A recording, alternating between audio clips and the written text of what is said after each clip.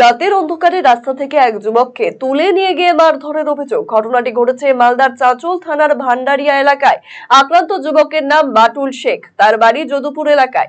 তার সঙ্গে ভান্ডারিয়া এলাকার বাসিন্দা রফিকুল আলমের সঙ্গে তার পূর্ব বিবাদ ছিল। সালিশি সভা ডেকেও তা মিটিয়ে নেওয়া হয়েছিল।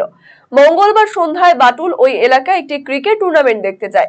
বাড়ি ফেরার পথে রাতে অন্ধকারে রফিকুল দলবল নিয়ে বাটুলকে রাস্তা থেকে তুলে কলা বাগানে নিয়ে গিয়ে বেধড়ক মারধর করে। তারপর গাছে বেঁধে চলে নৃশংস অত্যাচার।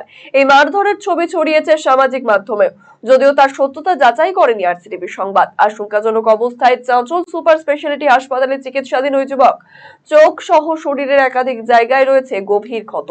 আক্রান্তের স্ত্রীর অভিযোগের ভিত্তিতে মূল অভিযুক্ত রফিকুলকে গ্রেপ্তার চাঁচল থানার পুলিশের। বাকিদের খোঁজে তল্লাশি চালাচ্ছে পুলিশ। আমার স্বামীর সাথে আগে গোলমাল হয়েছিল, সে গোলমাল মেটে যাওয়ার পর আমার স্বামী খেলা দেখতে গিয়েছিল।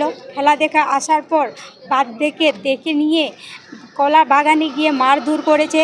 মারধর করার পর বাড়িতে এনে নিয়ে গাছের গোড়ায় বেঁধে আবার মেরেছে। মেরে দিয়ে মাথায় মেরেছে, মাথায় ফেটে গেছে। 4টা সেলাই করেছি। তারপরে চোখ থেকে দেখতে পাচ্ছে না, ঝাপসা লাগছে। কতজন ছিল ওরা? 4-5 জনে ছিল। আচ্ছা, থানায় অভিযোগ করেছেন? হ্যাঁ, থানায় অভিযোগ করেছি। আমি ওদের শাস্তি চাইছি।